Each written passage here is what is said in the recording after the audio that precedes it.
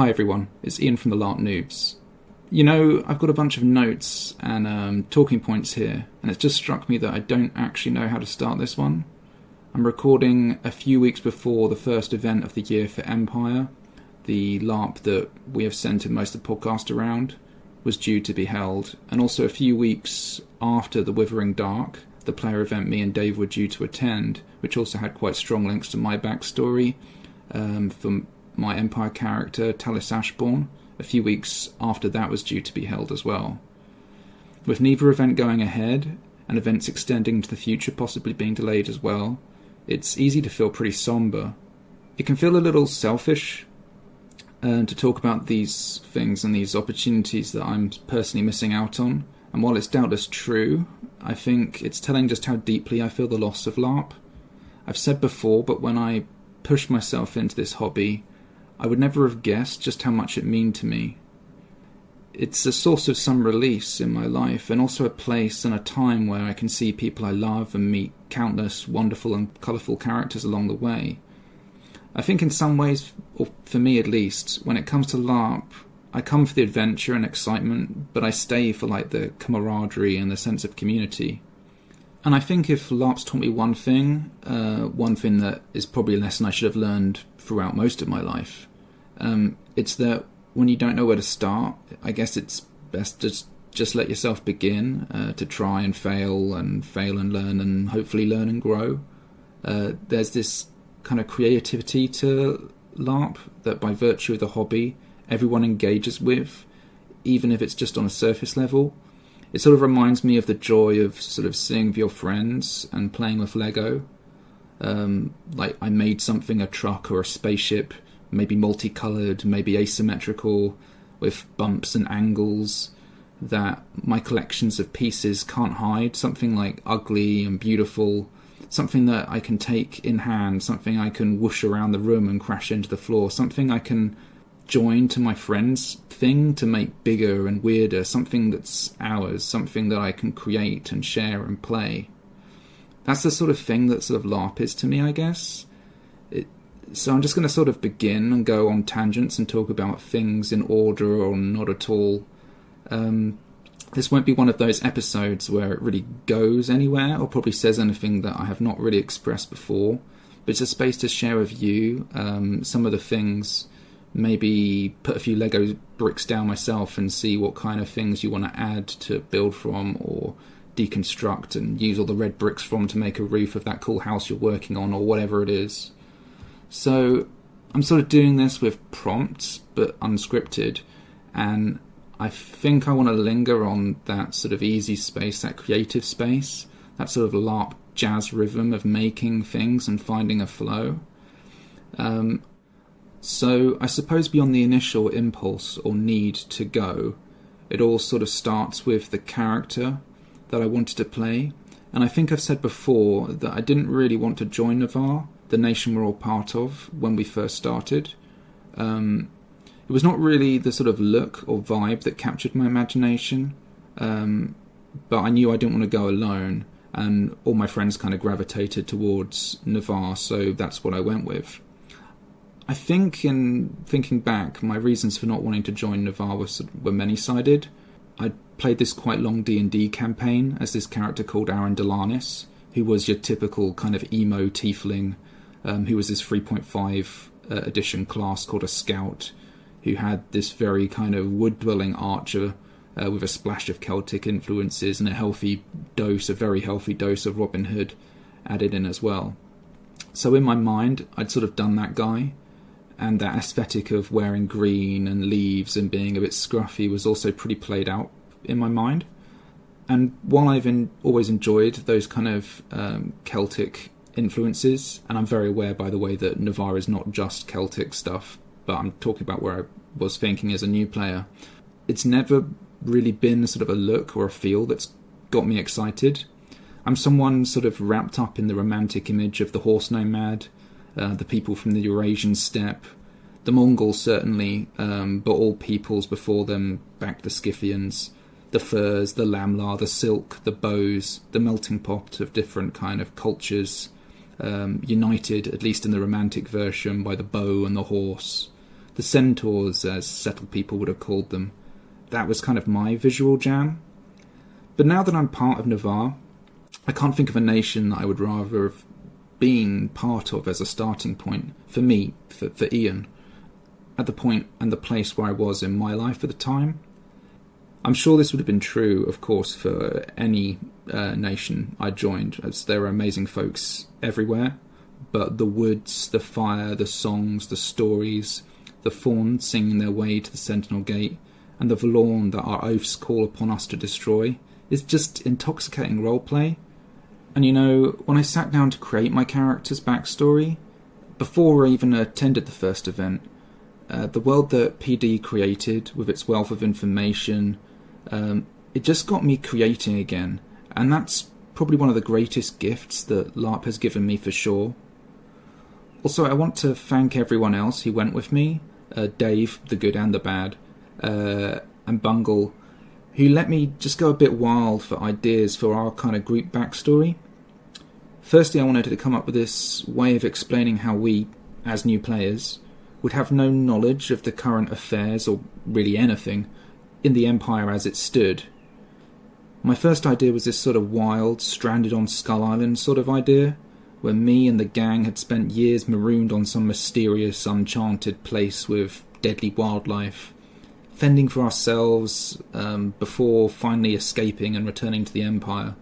I emailed PD with that idea, who was like super polite and complimentary about it, and basically got back to me and sort of told me that it wasn't really going to work with their setting, which was totally fine.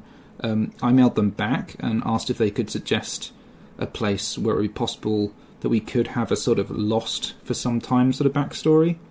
And they responded with actually quite a few places, and it was a pretty helpful list of options, one of which was this place called Hordland, which meant shifting the whole idea a little bit, but it took it in a really cool direction. No longer were we marooned on some place that would never again feature in the movie of Empire. Instead, we sort of served as the Empire's spies, cartographers, explorers, and other such individuals, only to be cut off, abandoned, and stuck behind enemy lines, left by the Empire and hunted by the Jotun, a sort of honourable but deadly foe. So the Ashbourne sort of came into being in that environment, a striding created beyond the Empire, where Talis and Ifan and Keys and all the others we and our friends have played since then came together and made our cause. It started out as survival, Talis finding Ifan, left for dead in the ashes of a burning barn, untouched by fire yet near death. It became something more, a sort of guerrilla movement, where Talis met Telsa, where he lost her as well. Talis became a leader, the chronicler of woes, who recorded the deeds of the dead as we spoke around the fire. Burn bright, brothers. Burn bright, sisters. Burn bright, my love. So that sort of typical tragic backstory stuff that me and Dave have joked about for ever. But it was cool, and it was fun to create this kind of shared history that we all have. Something I found really helpful as well was this idea of setting up sort of rituals between us, sort of mini interpersonal cues that we share and that give us a sort of gateway into RP. I have this thing in my sort of daily life, something a bit lame, but I kind of enjoy doing, I guess. It's inspired by the opening battle scene in the movie Gladiator, where Maximus and all the other commanders are meeting before they set off their various positions in the battle. And before they part, they say to each other this kind of Roman phrase, strength and honour. That's just something that really stuck with me. I love the ritual of it, so that's what I say when I part ways with my friends as well. It just feels really cool, even if it's probably a bit lame and a bit nerdy from the outside, but it's just an Ian thing, I guess. Anyway, I wanted us to have something similar to that, a ritual with each other, where we sort of say goodbye, good fortune, and so on. So we came up with this idea of saying burn bright, which links in with our sort of group's beliefs, and is basically saying go forth and kind of kick ass and whatever it is you're going to be doing. Another mini vocal ritual that we have is our motto, which is sort of inspired by those Song of Ice and Fire house mottos. Winter is coming, that kind of thing. Ours is, from ashes we rise, from sorrows we grow. It's funny, really, thinking about it. As with most things in LARP, it's just sort of developed this sort of deeper meaning and significance and impact on my life, I guess. It's become a sort of accidental extension of that sort of try, fail, learn, try cycle I spoke about before. It's funny how in LARP you can sort of rediscover those sort of truths that you always knew, but sort of lacked the courage to embrace. Anyway, I think we each took this sort of germ of an idea, the Ashbourne, with us into E1, and each of us had a pretty loose idea of what we wanted our characters to be at the event. I think ultimately, unlike a written narrative or even a pen and paper role-playing game, there's something inherently more real about a LARP character. You get to be that character when they laugh, spill their drink, and stumble trying to put on their shoe in the morning, just as much as you get to be that character kind of holding the line, saying the words, doing the heroic or dastardly thing. You're not just a player at the table kind of considering these things, responding to these dice rolls. You're living those moments, big and small, as they happen. And living that life of moments inevitably moves you away from the sort of cliche pen and paper character concept, and moves you into some sort of emergence of your character and yourself. So Talis is a bit serious and moody, cold even at times, and plays that sort of mildly man of mystery / wisdom vibe when I can and when I'm on it. But most of the time he's light-hearted, kind, generous, loyal, even if those loyalties flow in a number of different directions. He's those things because I guess I'm those things, or at least like to think I'm those things. I often put myself down a bit and say that I roleplay pretty light, and take the easy road on being to me in a given RP interaction. But in turn, and through virtue of that fact, that's just become part of who Talis is. And I can't say that I'm disappointed with the outcome of that. I have amazing friends and some good developing game that I've earned for myself along the way. Another thing, and I'm sorry to go off on another tangent here, but another thing I did when I first started was seek out a player from outside the initial starting group, someone in a different nation who I could have some kind of seed of a story with. Basically, and purely because of Talis's backstory and the region I had him be born into, and the neighbouring nations that border that region, basically the choice of nations to have links with became Urizen. Again, and I'm generalising massively here based on my perspectives as a new player at the time, reading the brief quite casually. But at the time, I don't think I was really into that whole kind of elfy, reserved, magic-y, magey stuff. So it's not something I probably would have picked had I not constrained myself in this way. But I'm really pleased I did, because Urizen and having them as part of my backstory and a place I can go and have interactions in has been really awesome. I basically remember kind of flopping onto the Urizen group as a total no one with no idea of anything, and did the whole sort of first day at school thing, asking if anyone wanted to be my friend, pretty much. That's when Callum, who plays Lanius, who I've mentioned a bunch of times on the podcast, stepped forward and invited me to have links with his group, the Crystal Skies. The basic idea being that my character's mother was from their group in Urizen, while Talis's father was Navari. Cutting a long and suitably tragic backstory short, Talis became estranged to his mother and resentful of her sort of apparent lack of interest in his life, and embraced his Navari side at that stage. Now, upon the Ashbourne returning to Empire, and Talis finally having some time to grow up a bit, he's realised that Urizen and the Crystal Skies have fallen on some hard times, and is basically seeking to make up for the aid he maybe failed to give in the past, and all of that's a sort of ongoing story. Anyway, setting this up with Callum, and having that one person, and what essentially boiled down to one interaction and one skirmish alongside at my first event, that was actually a huge deal for me. I've got this part of my game now in Urizen, that sort of nation I can go to, these characters and the people who play them I can go there and celebrate their nation, and that's just something that's become really special as well. I think there are these sort of things that you set up or set out to do, and through the act of doing them, there are sort of outcomes that inevitably you can rift off. And that's all pretty obvious. But I'm not naturally a confident person, and to be honest, holding a conversation with a stranger or putting myself out there is not a natural thing for me. But there are things I've done at Larp, at Empire, that I've set out for, conversations I've sought, positions I've acquired, and relationships I've gained, which are all things that I've earned, things I'm proud of. Some things are epic and flattering, like being the guy who took down a herald and got called, even jokingly, the Hero Brachelion for a time, or getting the temporary nickname The One Navarre by some of the folks in Urizen. Super flattering, super awesome. Other things are small and may seem nothing to other people, but they mean a lot to me.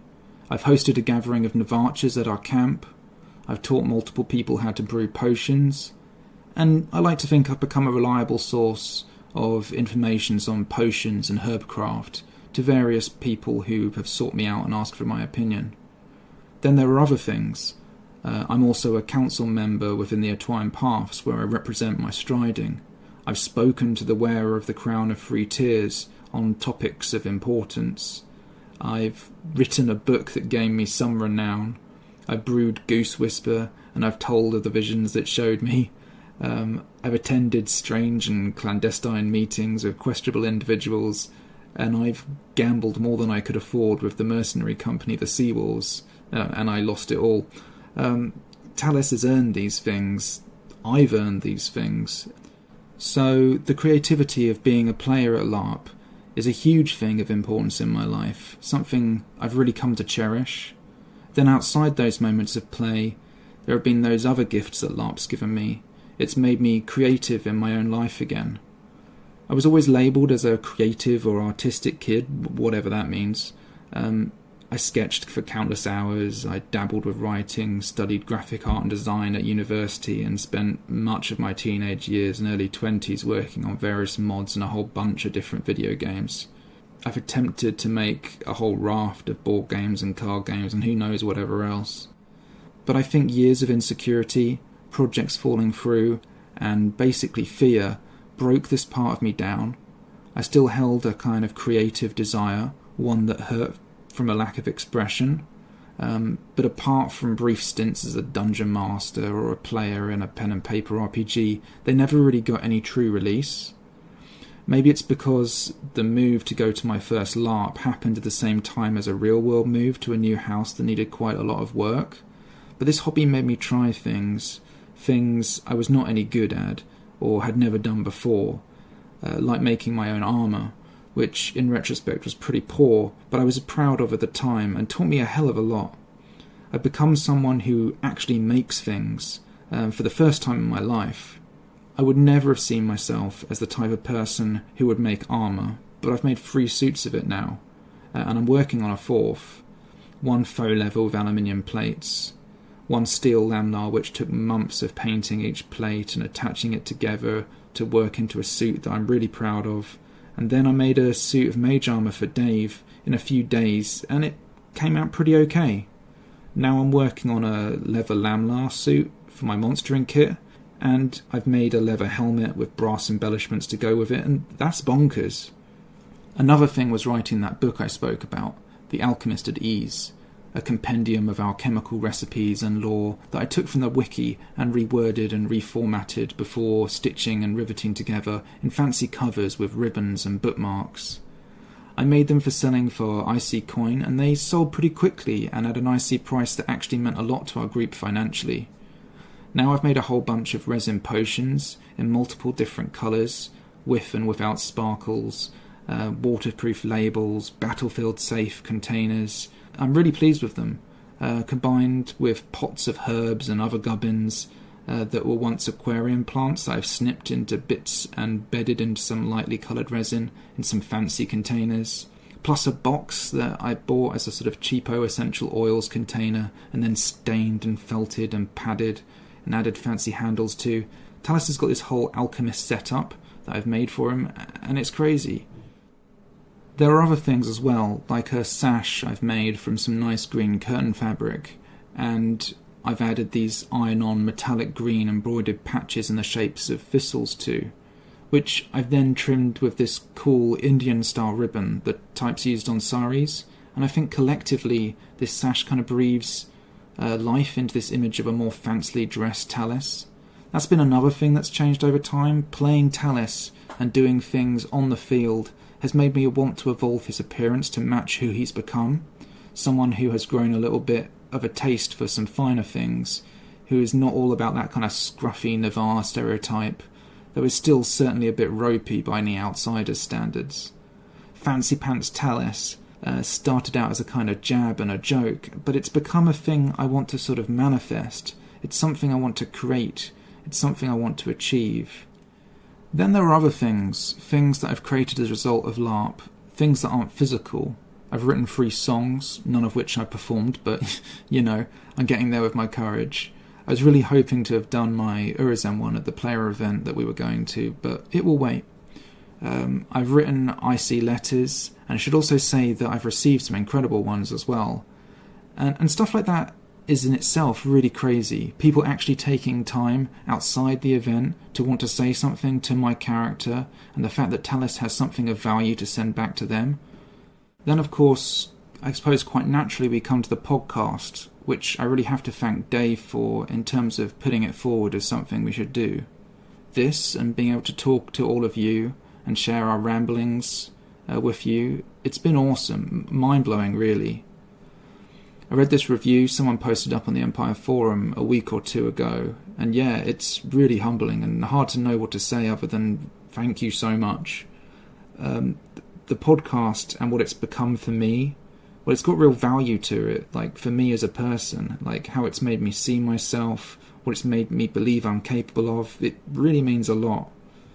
The history episode I put together was a massive job for me, but I did it, and the fact it seems to have gone over quite well, and that people seem to want more, is really amazing. But I'm not sure if many of you are finding this, but in spite of having quite a lot of time lately, I've actually found it hard to do the things I said I would do. So I have to confess that the next history episode is still barely begun and still quite some way off. I suppose this episode now is supposed to in some way be an apology for that. I can tell you that I've been reading and researching a lot, and that I've managed to get hold of some pretty awesome and exciting background material that I hope will make the whole thing a unique experience. I've written 2 full starts of a few thousand words, but I'm liking where the current version is going far more. So it's coming, it's just very slow, and I'm sorry about that.